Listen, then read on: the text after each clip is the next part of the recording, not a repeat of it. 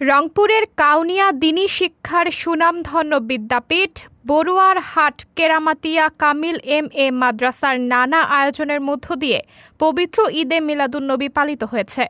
সোমবার সারাদিনব্যাপী বিভিন্ন আয়োজনের মধ্য দিয়ে এই বিশেষ দিনটি পালিত হয়। আয়োজনের মধ্যে ছিল ইসলামিক সাংস্কৃতিক অনুষ্ঠান, মহানবী সাল্লাল্লাহু আলাইহি ওয়াসাল্লামের জীবনী নিয়ে রচনা, হামদ, নাত, কেরাত ও কুইজ প্রতিযোগিতা।